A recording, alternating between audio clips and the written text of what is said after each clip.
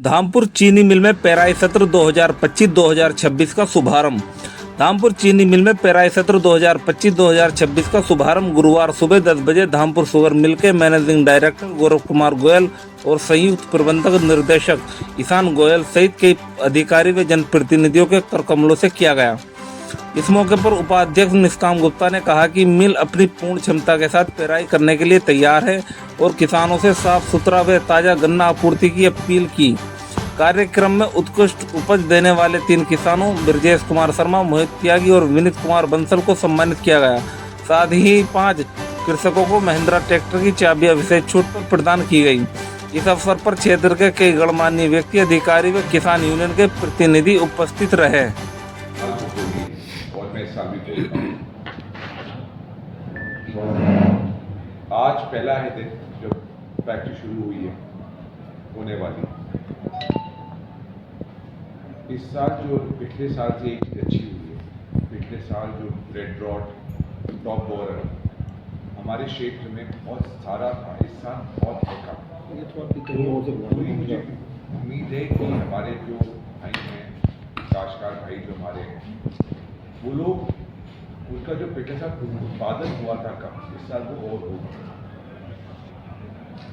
उन्होंने फैक्ट्री वालों ने बहुत साल मेहनत की है। पिछले 2 साल में जो भी हमारे थे केक के फील्ड जो खराब हो गए उनमें सब जगह पे चेंज आ गया। मेहनत अभी ओवर हुई नहीं, अभी ये बहुत और करना है। हमारा जो सबसे अहम, जो मैंने हमेशा बोला है, पेमेंट। हमारे जो भाई हैं जिन्होंने इतने पूरा साल वो बहुत देख करना, पेमेंट उनका टाइम से हो जाए। फैक्ट्री को पूरी हमारी प्रयास है कि एकदम बढ़िया से चलेगी। ब्रेकडाउन हमारे बहुत होने वाले हैं काम, तो उनको वेट भी नहीं करना पड़ेगा। तो यही है उम्मीद कि हमारे जो एम्प्लॉइज़ हैं, हमारे जो यहाँ एम्प्लॉइज़ हैं, काश्तकार भाई हैं, उन लोग को सबसे हमारी साइड से उनके लिए जो हमसे हो पाएगा हम सब उसके लिए सहमत हैं। तुम भी बोलो।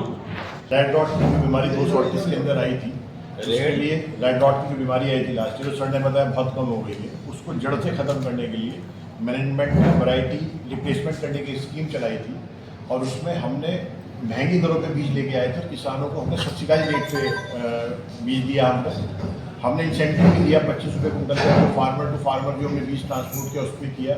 दवाइयों पे हमने की डेवलपमेंट में सब्सिडी दी।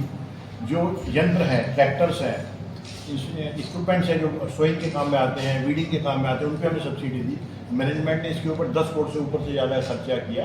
10 करोड़ जी, पूरे केन डेवलपमेंट में हमने जो काम किया, पेस्टिसाइड्स, यंत्र, सीड, उसके ऊपर हमने इतना सब्सिडी CSR और उसके दूसरे माध्यम से खर्चा किया और उसका फ़ायदा इस सीजन में हमें देखने को मिलेगा। और किसान भाइयों को ये बताइए कि सरकार के द्वारा 30 रुपये कुंटल की गन्ना वृद्धि की है, उसका भी उनको फ़ायदा आएगा और हमारी फसल बढ़ाने में वो योगदान है।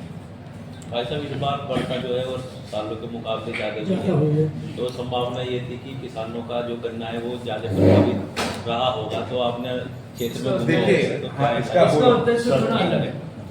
हाँ, बारिश बहुत हुई है इस साल, हद से ज़्यादा हुई है। पर जो इस बार अलग था सर, पहले के सालों में हमारी जो बुआई होती थी वो मई के महीने में ज़्यादातर होती थी। इस बार हमने करीबन जो हमारी 22,000 बुआई है मार्च में ख़त्म कर दी।